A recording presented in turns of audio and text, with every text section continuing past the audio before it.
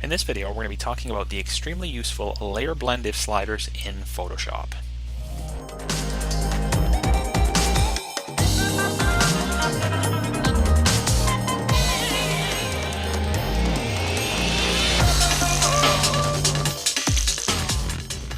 Hi there, Michael Wilchinovich here from Retouching Academy. You can find us on Facebook at facebook.com/retouchingacademy and also at retouchingacademy.com.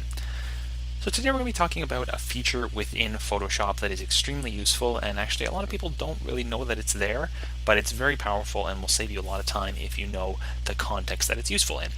So basically I've got two layers here that I'm going to use to demonstrate how this actually works. And the first one here is just, we've got two gradients. We've got a black to white gradient, and another one is a red that goes essentially from red to sort of a grayish red to white.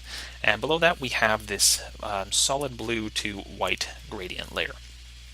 So basically the feature that we're talking about, the blend if sliders, can be found by either right-clicking on the layer and going into blending options, or you can just double-click on the layer and that will also bring up the dialog that you want.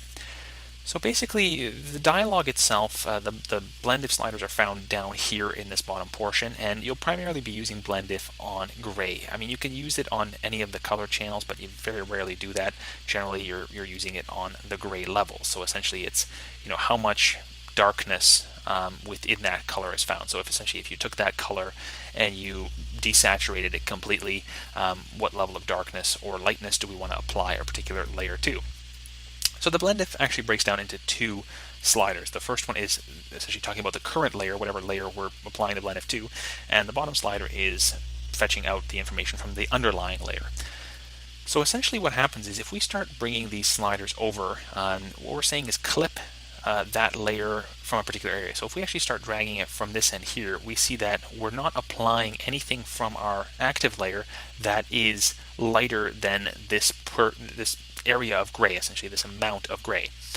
If we go from the dark side, essentially we're saying don't apply anything from this layer that is darker than this amount of gray. Now that's all well and good, and as you can see that we can immediately see what that's doing by looking at these two gradient layers, but it's not terribly useful to actually split your layers this way, because as you can see it creates a really rough and ugly edge over here in areas like this, and then you'll have the same problem if you're working on a real image.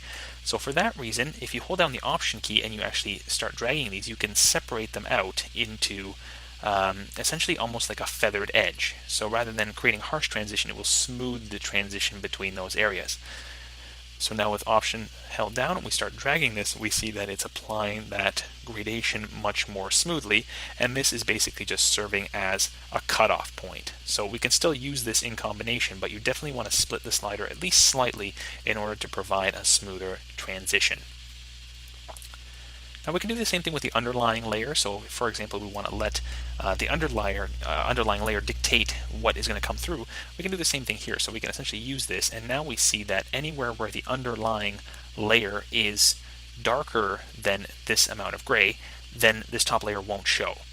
Similarly, if we go from the other side, again it's going to cut off anywhere where the underlying layer is lighter than this amount of gray, and all the same things apply. So for example, we can split this here and provide a smooth edged transition between them. So now this is all well and good, and you may be wondering, why is that useful? Where would you actually use that? And the most common use for this is either using things like a curves or a levels adjustment, or trying to colorize your image. So for example, if we go into a real live image over here, something like this, and we create a brand new layer here, I'm going to take this layer, I'm going to fill it with this yellowish kind of color. So I'm going to hit Option Delete, and that's going to fill with that particular color.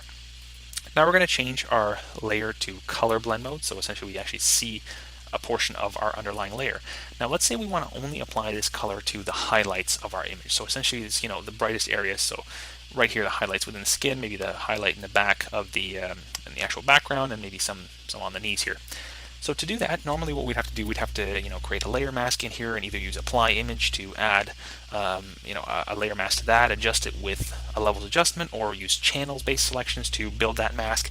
And while that's all possible, it just uses up more space, more memory, and it's a lot more time consuming than just using the blend if. So with the blend if, again, we're just going to double click our layer. And we're going to basically use the underlying layer because obviously we don't want to use this top slider because our layer is one solid color, so we obviously don't want to use that.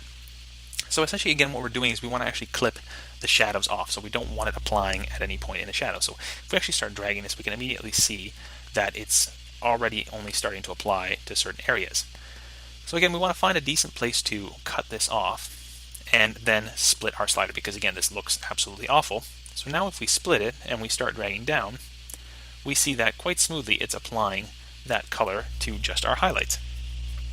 Now again, if we just bring down our opacity a little bit, because that's obviously very exaggerated, we can essentially see that the highlights in the skin are now more yellowish in color, but everything else in the image, barring of course the background, which was bright as well, remains unchanged. So all of the shadows and everything do not have that yellow color cast applied to them. Another situation, of course, is something like a levels adjustment. So if we went in here, or let's say, I'm going to actually use curves instead of levels, but essentially they're both the same thing. So if we're going to raise this exposure up, and now we, again, apply a blend to that, we can clip that exposure adjustment, or curves adjustment, essentially, to only areas of highlight. So again, we're going to just split that here. And once again, we see that we've now brightened our highlights, but we've left the shadows intact. We can, of course, do the opposite and say, okay, I only want to brighten the shadow. So I can, again, take this in the other direction, split it, and now we see that only our shadows are actually lighter, and again, the highlights remain unchanged. So from a practical standpoint, that's where you're going to be using the blended sliders the most. Things like applying color casts and things like making adjustments selectively to either an area of shadow, midtone, or highlight within your image. So I know we covered a lot of information there, and hopefully that was useful to you. And as I said, it's an extremely useful feature within Photoshop, and it's something that once you start learning, you'll really wonder how you ever lived without it. So do some experimenting with your own images, try and apply some adjustment layers, and see how they work in the context of blend if, either from the active layer or from the underlying layer. So until next time, be sure to subscribe to the YouTube channel below, and also visit us at retouchingacademy.com for more written articles and tutorials.